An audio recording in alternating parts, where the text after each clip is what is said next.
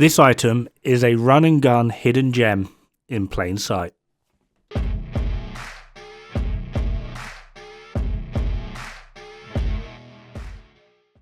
I won't lie, I completely forgot I had to do this video, or wanted to do this video more accurately. This actually stems from my own testing and just a lot of things that I've been messing around and playing around with, as well as during our legendary speedruns. This was actually a build that was utilised to great effect. In terms of output, you are losing just a bit of damage, but you get a lot more survivability through the use of CC, and it also opens up an extra slot depending on what it is you're actively wanting to do, and also gives you a bit more customization options, including an exotic mask, holster, maybe some exotic knees. Depending on how you want to play, there's a few things you can do with it. And this was highlighted by, when I was doing my run and gun videos, by someone actually reminding me that this exists. And it's incredibly underrated. Like I said though, it is a little bit less powerful, but what it gives you in return can be so much more useful, and it does offer some absolutely brilliant utility for your build. Now, after countless hours of testing now at this point, I can safely say that the easiest way to play run and gun builds is with some form of CC within the build itself. Second to that is going to be your armor generation, whether that be percentage armor regen or armor on kill. Percentage armor regen is going to be more beneficial, simply just because you're going to be passively earning that armor all of the time, whereas armor on kill does obviously require you to get the kill. The annoying thing with armor on kill parts is just the simple fact of, typically in order to get the most benefit from them, you will need more blue cores, but the more blue cores you put in, the less likely you are to get the kill in the first place, or it slows you down.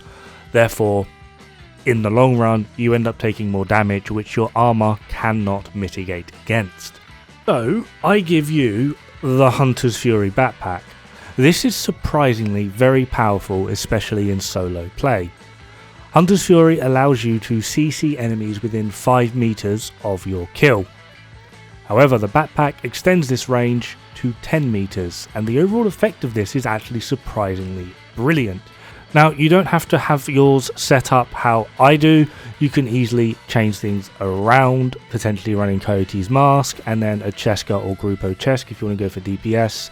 This is just a Headhunter's Fury variant, and it is honestly quite surprising how easy and reliable it is to actually maneuver around enemies. Now, obviously things like Wallies, Warhounds, etc. are going to be a slight issue, simply just because they are immune to CC. But the composition I have here actually allows me to do some wondrous things. I'm using Chainkiller Chest for perfect Headhunter, normal Headhunter will do just absolutely fine, and Dodge City Holster. This is mainly going to be there to ensure that I get stacks, as long as they are within range of the Hunter's Fury debuff, and then with a full charge of Dodge City Holster, we're able to actually put out some impressive damage and able to one-shot entire groups, even comprising of elites, or if needed, crack chungers. And the overall effect of this, with anything in range, keep an eye on the enemy to the right, he's immediately CC'd from that range. It is surprisingly effective and able to perform very, very well. And generally speaking, there's not too much issue with running this in the open world. I've not tested it in multiplayer, however I do know that Hutchley himself, while we were practicing our DUA legendaries, did resort to this build in a fair few rooms. 1, it allowed Dodge City. 2, due to the increase in range with the Hunter's Fury backpack, he was able to single-handedly CC entire rooms, which either allowed him to completely annihilate the entire room single-handedly, or mitigate the risk in certain areas where he would basically act as a decoy, discharge his Dodge City with Regulus, which then gave enough leeway for the other players to get in to finish off or mop up the remainder, or myself as the CC to put a more important CC down rather than just aiming at one enemy. In total, I would argue that Hunter's Fury is absolutely the best run and gun setup, and the backpack is, like I said at the start, it's not that powerful in terms of damage, but what it allows you to do individually with or within a group is absolutely phenomenal. It is definitely something that players should check out, or maybe just have a bit of a play around with. Now, I have tested 4 builds, the first one being the one I'm running here, 4-piece Hunter's Fury including the backpack, Dodge City holster, chain killer chest. Main weapon here is going to be Regulus, however the MH70 does work pretty well with it as well, but being that Dodge City holster is there, this is obviously going to be a pistol build. Headshot damage is going to be the main attribute here, as well as weapon handling. This does work very well, it's basically all of the background footage going on, and in terms of overall output and power, this would probably be the strongest option. Obviously though, like I said, it does kind of require Regulus, which if you haven't done a raid, can be a bit of an issue. That's fine though, I have other options for you. Here we have 4-piece Hunter's Fury, Coyote's Mask, and then Grupo. Chest with Obliterate.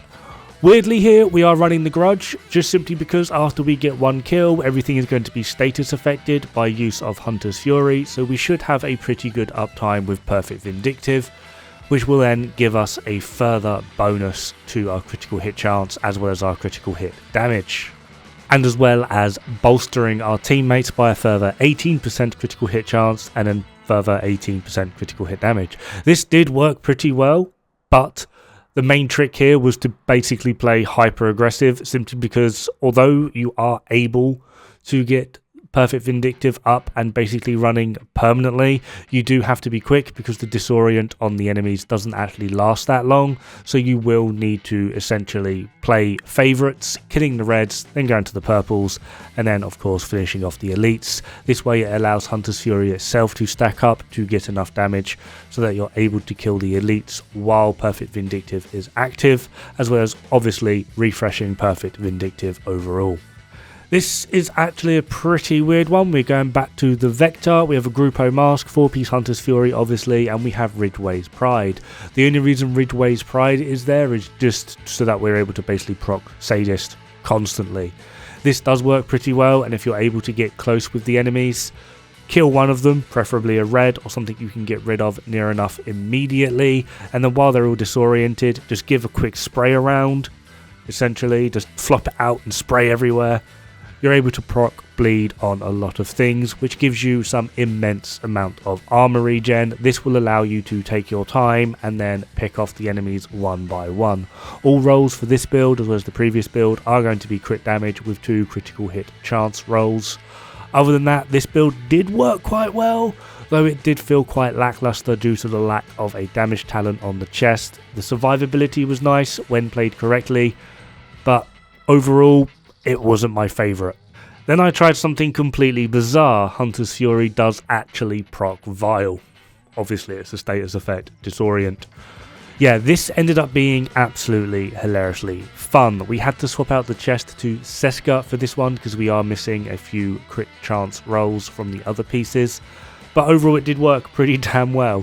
We were a little bit lackluster on the overall upfront damage due to missing a blue core, a crit chance roll, as well as a critical hit damage roll, but the overall effect of this was pretty damn fun. Luckily we supplemented it with Dark Winter for Perfect Killer, although hilariously this one actually ended up doing, minus obviously the Headhunter's Fury one with Dod City holster and Chain Killer, out of the overall DPS options, this one did actually end up putting out the most, simply just because as long as you've got a good group of enemies, you kill one of them, they all get disoriented, confused, whatever you want to call it, and then Vile procs, and now you're just doing more and more damage. And as long as you stretch them out and keep herding them around and pushing them, you can basically just have a constant wave of everything being infected by Vile, and it worked out pretty damn well. Anyway, that is going to be it for this video. I had a great amount of fun testing out some of these weird and wacky builds.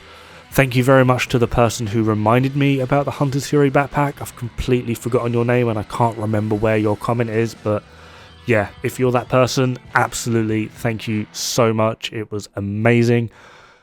Have fun, good luck, don't die. It's bad for the health.